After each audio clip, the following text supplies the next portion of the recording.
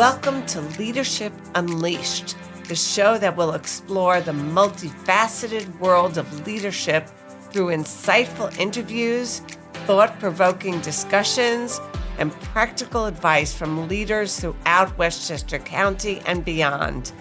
I'm your host, Dr. Marsha Gordon, President and CEO of the Business Council of Westchester. Join us on today's episode as we explore the inspiring and powerful leadership journey of Ken Jenkins, Westchester County Executive. We are so proud to have Westchester Medical Center as the premier sponsor of the BCW Leadership Unleashed podcast. Thank you.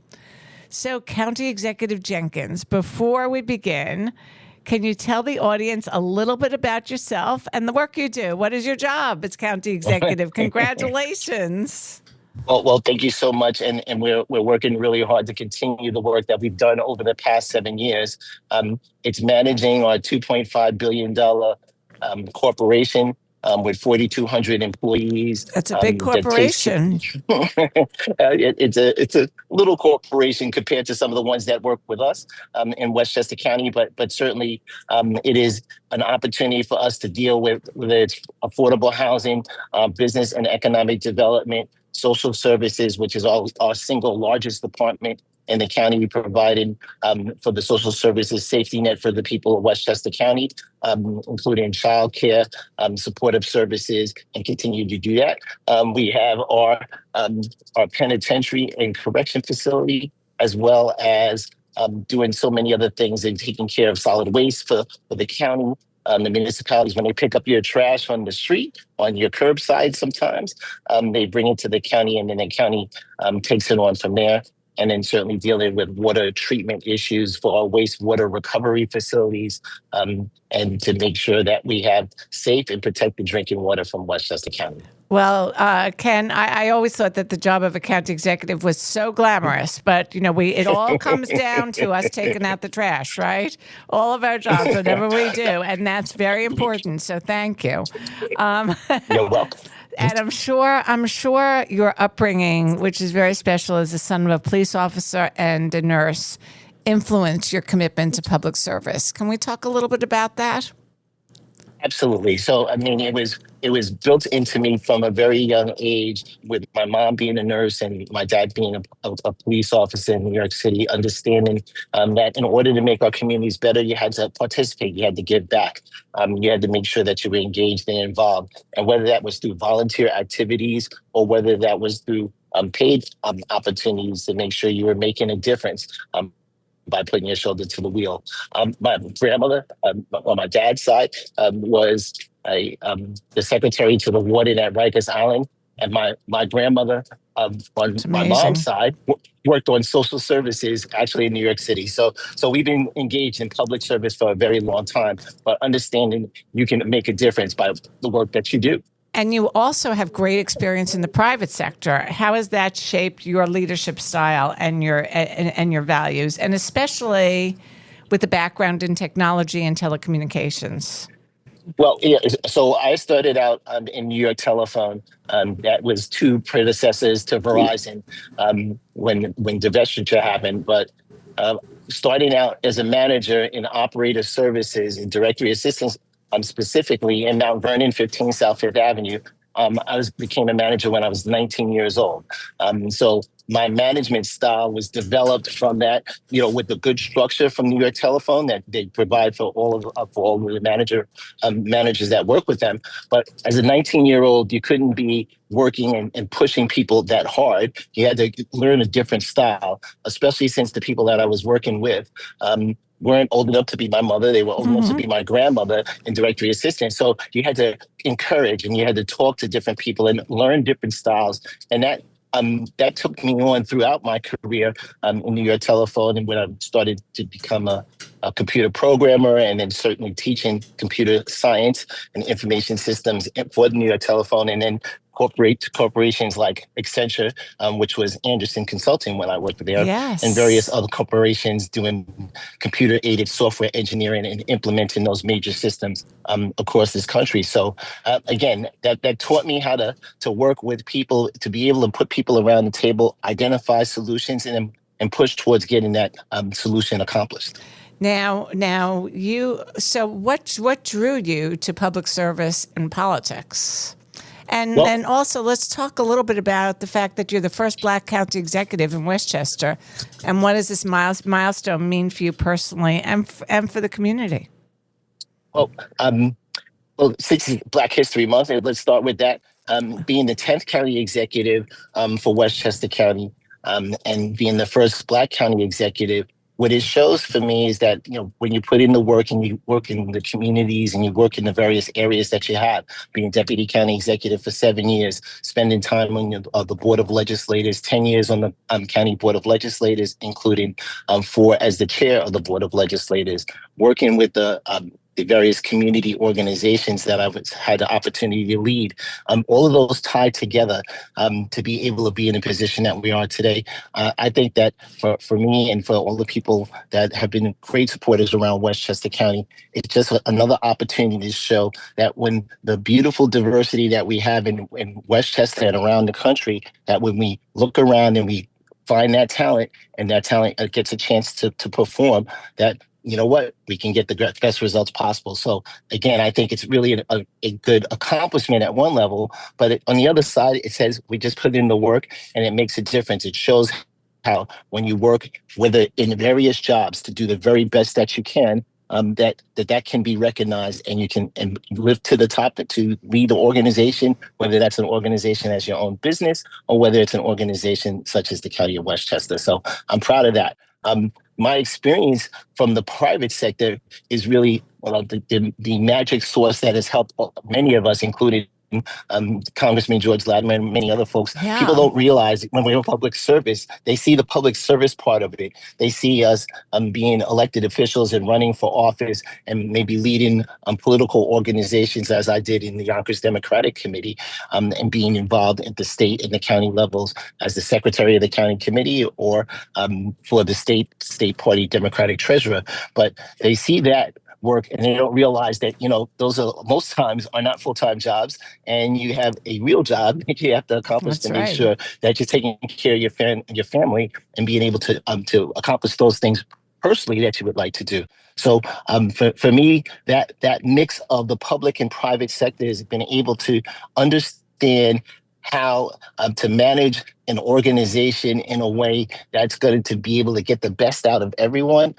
At the same time, the difference between the public sector and the private sector is the public sector is not doing it for shareholders and to raise money. They're doing it for the benefit of the taxpayers who are our shareholders, if you would like to think of it that way. In a corporation, you're driving towards bottom line results, and if you achieve those results, you are usually rewarded, whether that's with salary increases and promotions, et cetera. And when you don't, there's penalty, and that penalty may be the loss or demotion of a position, or in some places, termination from a position if you're in a sales world and you have goals that you have to reach. But again, moving everyone forward, again, when you're able to take those experiences and meld them together, you're usually able to accomplish goals by sitting down, listening to the challenges that may be in front of you, and then working systematically to resolve and remove those roadblocks. So, County Executive Jenkins, reflecting on your time as Deputy County Executive when George Latimer was County Executive, now he's Congressman, what were the lessons that you learned that prepared you for your role as County Executive? And also, you spent 18 years on the Westchester County Board of Legislators, including serving as chairman. So how did all this together shape your approach to governance? So serving on the board of legislators, and I think there's a little typo in that because we had to correct that. It's 10 years, not 10 18. years. Okay. Consider it corrected. But 10 years on the board of legislators from 2007, following Andrea's Stewart Cousins. Um, Having that opportunity, when I walked into the board of legislators in 2007, I was already politically involved in our local communities. Being the chair of the Yonkers Democratic Committee, working and helping various people to get elected and to be able to understand and listen to those four different county legislators in Yonkers at the time. By working with Westchester, being able to see every part of the county and understand and listen to everyone's challenges before we walked in the door from that experience. It led you to a place where if you walk in a situation, no matter how challenging the situation is, the first thing you want to do is say, you know what, we're all going to come out. Hopefully, we all can come up with a resolution that is positive for everyone. But if that can't happen, at least we're going to move forward on a direction that I would be working with. And when you start with that and say, let's make sure everybody can feel that they can accomplish a goal, that feel like they were heard and not always got the exact answer that they would like, but at least that they were heard and they had a response that seemed like someone was listening to them and made a difference. And I think that experience, whether it's in public sector or private sector, was helpful for me. Over these past 7 years, working with George Latimer, in our combination of an outstanding team and putting together the senior management team that we had with Joan McDonald, Director of Operations, and Emily Saltzman, Deputy Director of Operations. That was a twist because a lot of times previously the Deputy County Executive spent more time in that level of management of the day-to-day operations of the county, and then they brought them to the county executive at the end of the day. In our place, it was always a partnership where George would say it's 1 and 1A, and then we would work with our experienced leaders and managers like Joan McDonald and Emily Saltzman and all of our commissioners that we were putting together to make that difference, to be able to move Westchester forward in a way that was different than had been done before. So leaving the place better than when you found it is always a manager's goal, no matter what level, no matter what corporation, and no matter what entity, to try to do better and leave it better than when you walked in the door. Absolutely. So that's what really unleashes leadership. You're listening to the BCW Podcast Network. This is Leadership Unleashed, and we will be right back.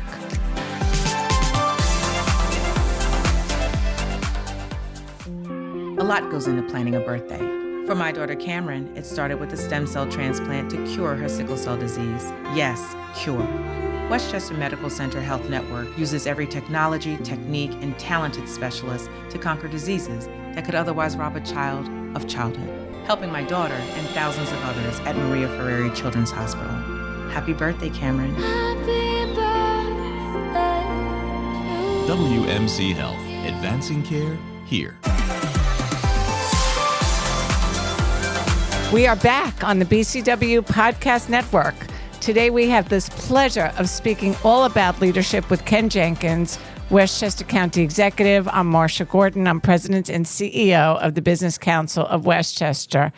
And Ken, I love hearing you talk. I love your passion. I love how committed you are to public service and to inclusivity and creating other leaders. You've championed many causes, from cutting taxes to protecting the environment.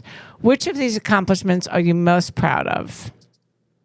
Well, you know what? There's not one single one I'm the most proud of. What I'm really the most proud of is that over the period of time, in partnership with George as county executive and our team, that we've been able to take very complicated scenarios. Let's say that we took a complicated scenario such as economic development and said, let's try some new things with us, and then be able to partner with the BCW to make sure that we're moving a specific item forward and making sure our biosciences and life sciences components can move forward. Mm-hmm. Right? You can't do that if you don't try some new things. And building a chamber of commerce entity with Shari Rose and Asha that didn't exist before. So another group of people that did not have the opportunity to be able to sit down and meet with all of us, working with every municipality in Westchester County, whether it's led by a Democrat, a Republican, a nonpartisan organization, to make sure that we're listening to their concerns and addressing those concerns.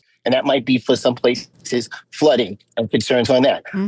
Taking a contract where we had for a entity that we needed to work with in a wheel abrader, and to be able to find the ways to save money, to take our employees. And that was the first thing we started with. On our third day in office, there was a blizzard and a snowstorm, and we closed the office. And people closed the office, and people said, well, that's never been done, because people were more worried about what would happen to those entities that are 24/7, like police and correction, that they would get paid double time and a half or some kind of thing like that, which was not really the case, but that was what people thought was going to happen. So no one did it. So people would be putting themselves in danger. So we were able to do that. We were able to resolve all of our contracts. We were able to get to a place where we were economically developing to the place where we were able to get a AAA bond rating. That was really bravo. Yes. Every bit of it. Yes. There's no single one thing. No, single one thing. It's really that it's the philosophical view of how we're running government, to make sure that people understand that their government can work. It's not about complaining and pointing fingers at different levels of government. We're trying to resolve problems and move things forward. Building 6,000 units of affordable housing. Yeah, I was going to talk, you talked about the infrastructure. I was going to ask about housing affordability also.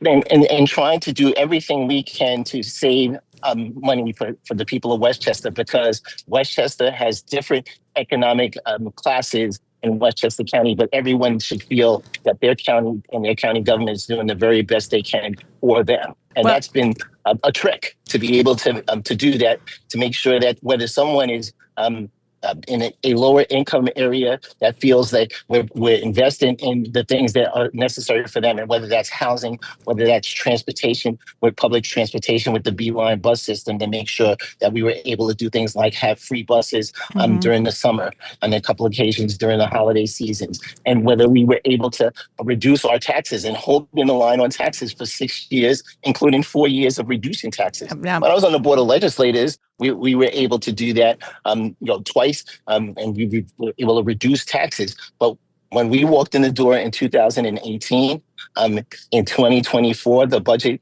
that we adopted, property taxes were less than what we walked in the door with in 2020 and 2018. So again, it's an accomplishment with the great team, because we feel strongly, and I know I feel strongly, that none of this happens alone. And you need partners like the BCW to be able to help us to navigate through the challenges that you're hearing, and be able to react to those. So whether or not it's a difference in our presidential level, our federal level, whether there's a different party that's in charge in the federal level, we need to make sure that Westchester is the absolute best place it can be. And you can't do that alone. You only do that with partners. Well, I love that. You're listening to the BCW Podcast Network, Leadership Unleashed, and we will be right back.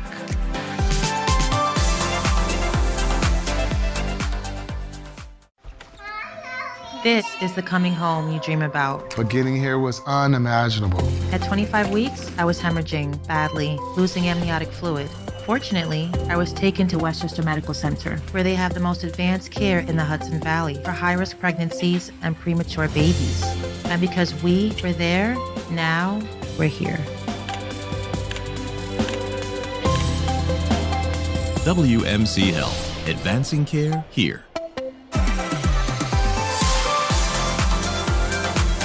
Welcome back to the BCW Podcast Network. This is Leadership Unleashed.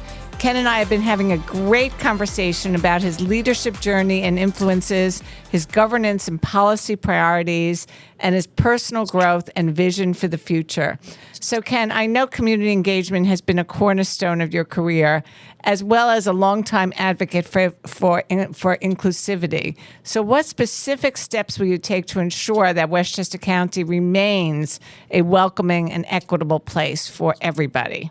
Well, that's one of the biggest challenges that we have altogether in our world, which can be so polarized. One of the things that has been a hallmark for me is the ability to go into any community and sit down with anyone to be able to have a discussion, to understand their point of view, and really engage in listening, active listening, to hear that other person's point of view, and then try to understand how that we can accomplish things together and moving forward. That's going to be the biggest challenge that we have altogether right now, is that to be able to have in our polarized world, which has little to do with us in Westchester County, but it has more to do from a national and maybe international challenges. But we have to sit down and we have to really work hard in continuing to do that. And I feel that that's the biggest challenge. But again, having done that from the beginning of my career, whether that was in the Yonkers branch of the NACP, and sitting down with people that were 1,000% opposed to what was happening, to be able to gain the respect of those people that may not have agreed with you, but they respected what you do. And I think that that's a compliment that if you hear that from anyone, and for me, that is the best compliment, is the highest compliment someone can give, when they say, you know what, I don't agree with what you were saying in this place or this particular action, but I respect you. And that gives you the opportunity to continue to be able to move things forward. And that's been what we've been able to do in Westchester County. We're the envy of New York State. I feel that very strongly, that, people look around for us in Westchester as a suburban county, as opposed to, Nassau and Suffolk and other counties that may be of similar or slightly larger size in the county, in the state. To be able to say Westchester has been able to seem to have navigated around that. That's because of the hard work that we put in every day of making sure that we're interacting with all of our municipalities as best as we can, and certainly listening to the concerns of those municipalities as well. Ken, what I love about this conversation is that your values and your ethics and your involvement and your passion is really there, along with your very, very deep knowledge. But you've also just begun a fairly new journey, and you just became a grandpa. Congratulations. How do you see this chapter? Congratulations to you and to Deborah. And how do you see this chapter influencing your perspective? When I got married, we have two grandchildren from her marriage to her husband Eric now. Yes. So Alana is down in South Carolina.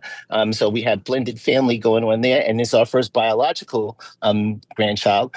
So I was able to be there right before she delivered in South Carolina, and be able to get back up here to Westchester to continue the work we have to do here.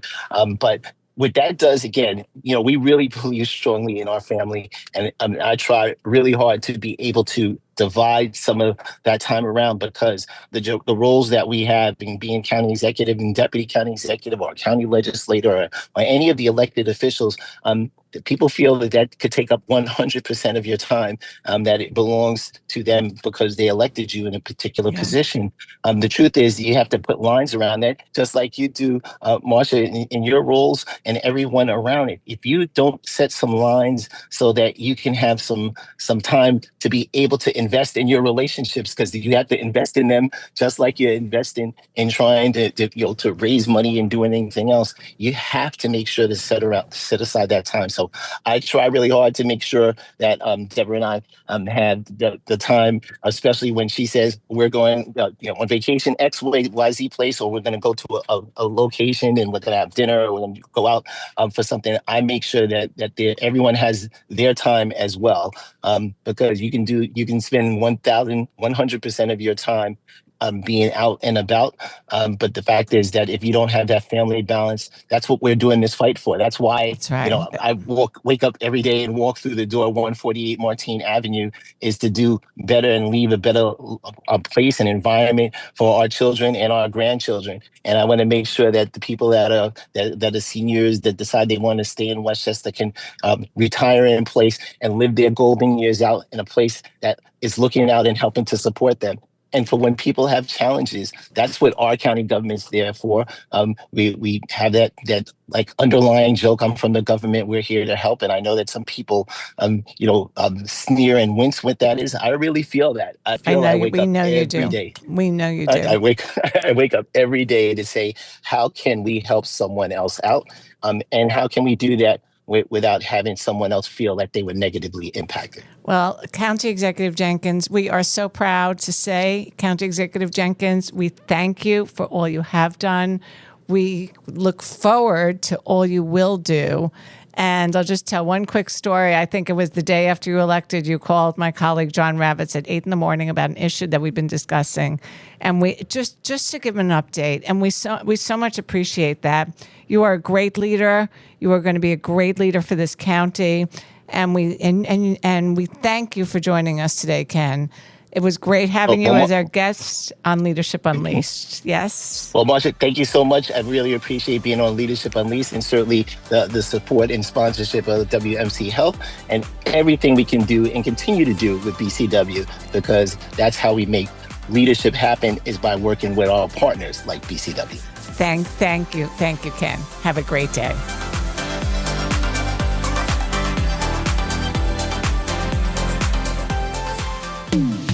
BCW Podcast Network.